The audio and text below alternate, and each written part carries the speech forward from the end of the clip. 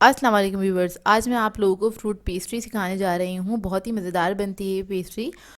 इन pastries को आप बच्चों की बर्थडे पार्टीज़ में बना सकते हैं, हाई टी पे सर्व कर सकते हैं।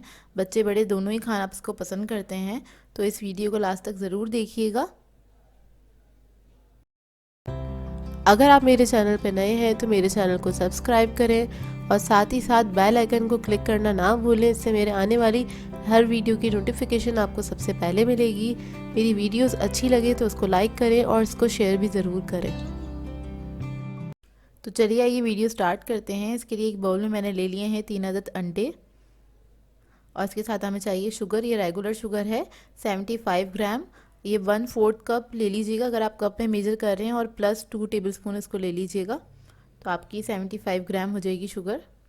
इन दोनों चीज़ों को मिला के हमने इलेक्ट्रिक बीटर से बीट करना है तकरीबन 5 से 7 मिनट तक, जब तक कि ये वॉल्यूम में डबल ना हो जाए और अच्छा फॉर्मी हो जाए। इसको इतना आपने बीट करना है।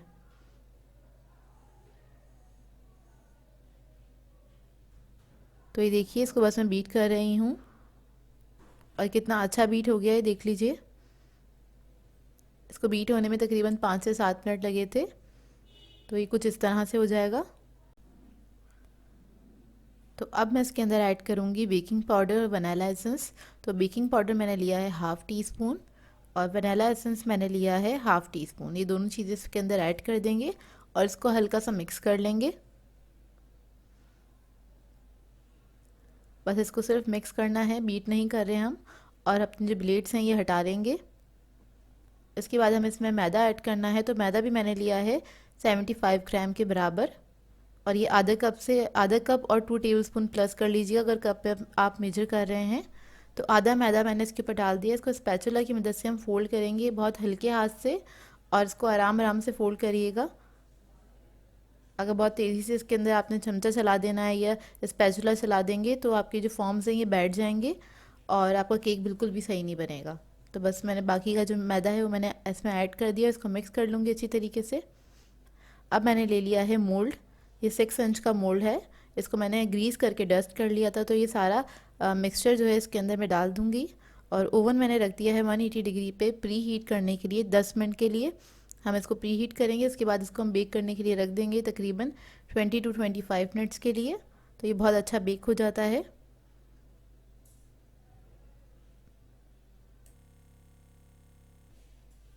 तो ये देखिए, हमारा केक बहुत अच्छा बेक होकर आ गया। अब इसको मैं ठंडा करने के लिए रख दूँगी। तो ये देखिए, केक को मैंने मोल्ड में से निकाल लिया था। कितना अच्छा सॉफ्ट बेक हुआ है ये। और अब मैं केक को सेंटर से कट कर लूँगी ब्रेड नाइफ़ की मदद से। तो बस इस तरह से हम इसको कट कर लेंगे। तो देखिए, इसको मैंने कट कर लिया है।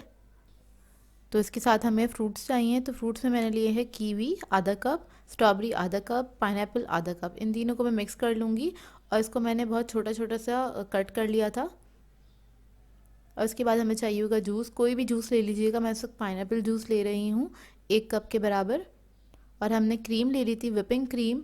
तकरीबन ये 300 ग्राम के बराबर है। कप में मेजर करेंगे तो 1.5 कप होगी। इसको मैंने विप्ड कर लिया है।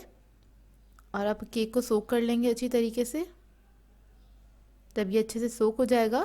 उसके बाद हमने क्रीम इसके ऊपर रख देनी है तकरीबन 2 स्कूप के बराबर, या हस्बे ज़रूरत जितना आपको पसंद हो आप उतना ऐड कर सकते हैं क्रीम सेंटर में। और इसको पैलेट नाइफ की मदद से हल्का सा फैला लेंगे। तब ये फैल जाएगी अच्छी तरीके से इक्वली। उसके बाद हम इसके ऊपर ये फ्रूट्स ऐड कर देंगे जो हमने मिक्स करके रखे थे। तो ये देखिए, क्रीम को बस मैं इवनली स्प्रेड कर रही हूँ अच्छी तरीके से चारों तरफ। और अब मैं फ्रूट्स ऐड कर दूँगी। फ्रूट्स आपकी चॉइस है, कम या ज़्यादा आप जैसे चाहें इसमें ऐड कर सकते हैं। और जो भी फ्रूट आपको पसंद हो सीज़न का, उस फ्रूट के साथ आप ये केक बना सकते हैं। बहुत मज़े का केक तैयार होता है ये। तो ये देखिए, सारा मैंने अच्छी तरीके से इस पर फ्रूट्स रख दिए हैं।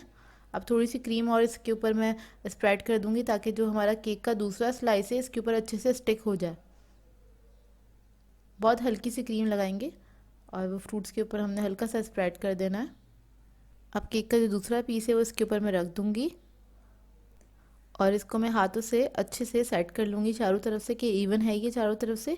इसके बाद हम क्या करेंगे, पैलेट नाइफ़ की मदद से जो फ्रूट्स बाहर निकल रहे थे और क्रीम, इसको हम इवन कर लेंगे इस तरह से। ये देखिए, अच्छी तरीके से इसको अंदर कर दें फ्रूट्स को, और इसको आपने क्रीम को इवन कर लेना है, और इस तरह से फ्रूट्स जो हैं हमारे वो सील हो जाएंगे इसी के अंदर और फिर बाहर नहीं निकलेंगे। तो चारों तरफ से आपने इसको लेवल कर लेना है और फिर इसको हम सोक कर लेंगे अच्छी तरीके से, जैसे पहला स्लाइस किया था हमने केक का। और इसको सोक करना ज़रूरी है। अगर आप लोगों के पास कोई जूस नहीं है तो आप कोई शुगर सिरप भी ले सकते हैं और शेक के साथ भी आप इसको सोक कर सकते हैं। तो सोक करने के बाद चारों तरफ अच्छे से हम क्रीम लगा लेंगे, इसको क्रम कोट कर लेंगे।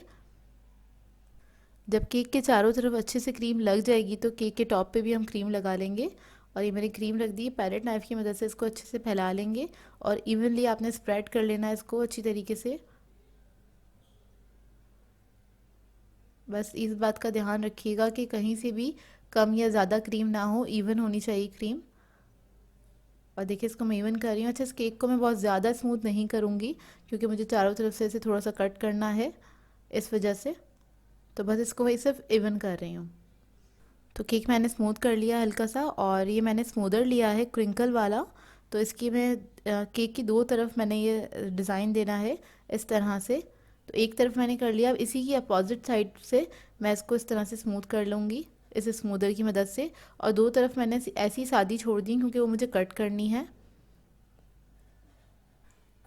अब केक के टॉप पे भी स्मूदर की मदद से हल्का सा डिज़ाइन दे लेंगे, हाथ को हल्का सा इस तरह से मूव करते हुए। तो बहुत अच्छा सा डिज़ाइन बन जाता है, ये देखिए इस तरह से। और एक और बार मैं इस तरह से कर लूँगी ताकि जो रह गया थोड़ा बहुत वो भी सही हो जाए। तो ये देखिए केक हमारा सेट हो गया। अब इसको मैं रख दूँगी 1 घंटे के लिए फ्रीज़र में सेट होने के लिए और मज़ीद। तो ये देखिए केक को मैंने 1 घंटे बाद निकाल लिया था फ्रिज में से, फ्रीज़र में से। और अब केक की जो साइड मैंने सादी छोड़ी थी उसको मैं कट कर लूँगी। तकरीबन 1/4 इंच के बराबर लेयर में निकाल रही हूँ उस पर से। और इसी की अपोजिट साइड से भी इसको हम कट कर लेंगे इसी तरह से। और ये जो केक की साइड हमने निकाली है वेस्ट नहीं होती है, इसे खा लिया जाता है, आप इसको खा सकते हैं। दूसरी साइड से भी मैं इसको कट कर लूँगी। और कट करने से पहले मैंने नाइफ़ को धो लिया था, इससे स्मूथ स्लाइस निकलता है आपका। तो ये देखिए इसको मैंने निकाल लिया इस तरह से। और आपको केक को देख के अंदाज़ा हो रहा होगा कितना परफेक्ट केक बना है स्पंज हमारा। और अब मैं इसके अंदर से तकरीबन 6 पेस्ट्रीज़ निकालूंगी बड़े साइज़ की। तो पहले मैं सेंटर से कट कर लूँगी इस तरह से। और जब भी आप कट कर रहे हैं तो ध्यान रखें नाइफ़ को आपने धो लेना है ताकि आपकी जो पेस्ट्रीज़ हैं अच्छी स्मूथ कट हों। अगर नाइफ़ आपकी बहुत ज़्यादा गंदी हो गई है तो आप इसको धो लें एक बार। तो ये देखिए बस मैं 6 पेस्ट्रीज़ निकाल लूँगी और बहुत आराम से आपने कट करना है कि पेस्ट्रीज़ आपकी जो डिस्टर्ब ना हो। तो ये देखिए मैंने पेस्ट्रीज़ को कट कर लिया है। अब मैंने एक पाइपिंग बैग रेडी कर लिया था, उसके अंदर मैंने स्टार नोज़ल लगा लिया है और इसके ऊपर मैं रोज़ेस बना लूँगी इस तरह से। पेस्ट्रीज़ के कॉर्नर्स पे ही रोज़ेस बनते हैं, हमेशा सेंटर में नहीं बनते हैं। तो ये देखिए मैंने बना लिए हैं। और अब मैं इन रोज़ेस के ऊपर एक एक स्ट्रॉबेरी का स्लाइस रख दूँगी इस तरह से। डेकोरेशन आपकी अपनी मर्ज़ी, आप जिस तरह से चाहें इसको डेकोरेट करें। और उसके बाद जो बाकी फ्रूट्स थे हमारे उसका मैं एक एक पीस उठा के इसके ऊपर इस तरह से रख दूँगी थोड़े थोड़े फासले से। आप कोई भी सीज़न में फ्रूट्स होते हैं उसके साथ इन पेस्ट्रीज़ को बना सकते हैं और इन्जॉय कर सकते हैं। तो ये देखिए हमारी पेस्ट्रीज़ जो हैं बहुत मज़ेदार सी रेडी हो गई हैं। अब मैं आपको एक पेस्ट्री उठा के दिखाती हूँ करीब से, आप देख लीजिए। बहुत मज़ेदार बनी थी पेस्ट्रीज़, ट्राई ज़रूर कीजिएगा और अपना फ़ीडबैक ज़रूर दीजिएगा, बताइएगा ज़रूर कैसी लगी आपको ये पेस्ट्रीज़। तो ये देखिए इसका स्पंज बहुत अच्छा बना था, बहुत सॉफ्ट बना था।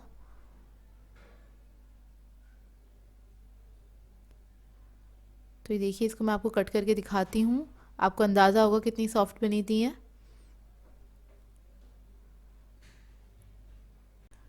आई होप आप लोगों को ये रेसिपी अच्छी लगी हो, आसान लगी हो। मेरी कोशिश होती है बहुत आसान तरीके से आप लोगों को बताऊँ हर रेसिपी। सो व्यूवर्स, अगर आप लोगों को मेरी रेसिपीज़ अच्छी लगती हैं तो मेरे चैनल को सब्सक्राइब करें, लाइक करें, कमेंट ज़रूर किया करें, शेयर भी ज़रूर किया करें अपने फ्रेंड्स के साथ, फैमिली के साथ। तो मुझे अपनी दुआओं में याद रखिएगा। अल्लाह हाफ़िज़।